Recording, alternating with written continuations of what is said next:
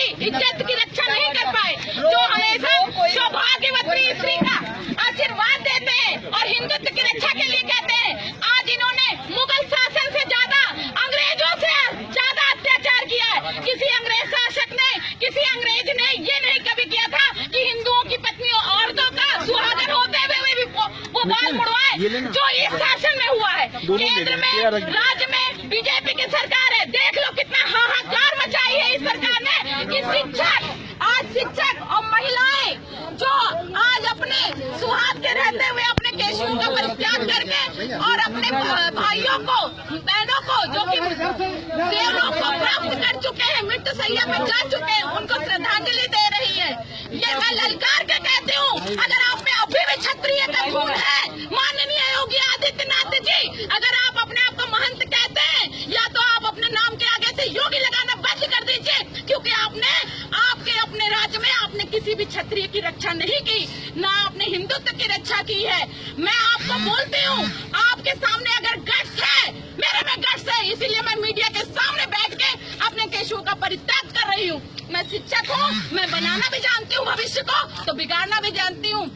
और उसका चैलेंज मैंने किया है, एक्सेप्ट किया है कि आज अगर मैं अपने केशुओं का, जो कि महिलाओं के लिए सबसे प्यारा होता है, और यहाँ से घर जाने के बाद हमें हजारों सवालों का जवाब देना पड़ेगा। हमें हजारों समाज को इसी बनाए हुए ढकोसलों को हजारों जवाब देना पड़ेगा कि अपने केशुओं का परित्याग क्यों करके आए। एक शब्द रहेगा, योगी आदित्यनाथ जी से पूछिए, मोदी से पूछिए, फेंकू बाबा से पूछिए उनसे जो हिंदुत्व की रक्षा करते हैं, लेकिन आपकी इस बहन की, बेटी की, बहू की रक्षा नहीं कर पाए।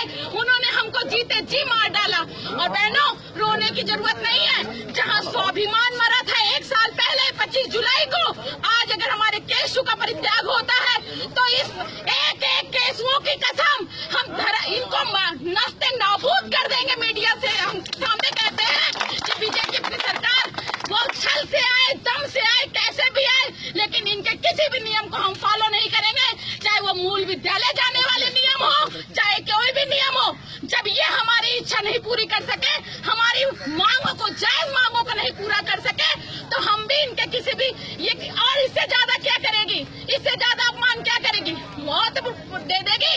हम मौत में लड़ने मरने के लिए तैयार हैं, क्योंकि इससे ज्यादा कोई नहीं मरेगा।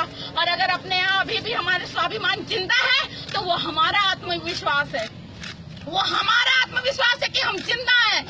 अब हम इस सरकार को मार के देखेंगे कि ये सरकार कैसे बनती है। एक चाणक्य ने अपने बाल मुड़वाए थे नंदवंश के कारण। नंदवंश ने अपमान किया था, धनानंद ने उनका अपमान किया था, और वो शिक्षक थे, और उन्होंने अपने पूरे केशुओं का परित्याग करके बस एक चुड़की छोड़ दी थी। हम ये महिला शिक्षा मित्र यही कहते हैं, हमने 17 साल तक स्कूलों में शिक्षा दी है, हम भी शिक्षक हैं और हम एक महिला शिक्षक हैं। हम भी कहते हैं कि जब एक चाणक्य ने समूल नाश कर दिया नंदवंश का, तो यहाँ पर जितनी महिला शिक्षा मित्र है, 1,72,000 जो शिक्षा मित्र भाई बहन है, वो इसको कहाँ तक ले जाएगी। और ये योगी सरकार सुन ले, मोदी सरकार सुन ले कि भाजपा का इतिहास रहा है, एक बार आने के बाद 30 साल तक लुप्त हुई है, और इस बार अगर गए तो दोबारा नहीं आएगी। ये चैलेंज है हमारा, हम सभी शिक्षा मित्रों का। अगर 1,35,000 हम यहाँ हैं, तो हम इनके 10 लाख वोटों को खत्म करने के पूरी जिम्मेदारी लेते हैं। जय शिक्षा मित्र संघ।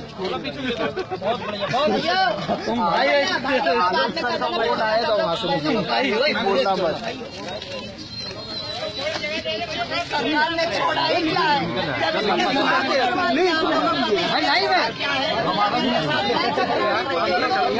कोई भी बराबर नहीं है। इसको भी हम लोग पलट के ही दिखाएंगे, हम ही लोग दिखाएंगे। जिस चीज को हमने, जो शिक्षा हमने जिंदा किया था, उसको बुझा के भी दिखाएंगे। जो दिया हमने जलाई से उस प्राथमिक विद्यालय में, उसको ये बुझा के दिखाएंगे।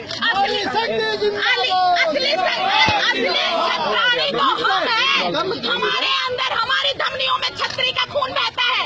ये योगी आदित्यनाथ छतरी नहीं है, इसके धमनियों में किसी छतरी का रक्त नहीं बनता। ये कोई योगी महंत नहीं है, ये मोदी कोई भी सन्यासी नहीं है। इन्होंने अपने अगर परिवार का परित्याग किया है तो सिर्फ अपने स्वार्थ के कारण किया है, और हम अपने केशुओं का परित्याग कर रहे हैं तो अपने बच्चों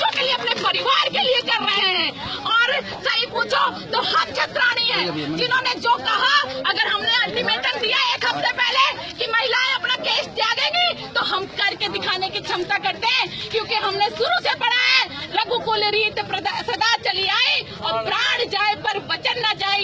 एक छत्रानी आपको ललकारती है योगी आदित्यनाथ जी।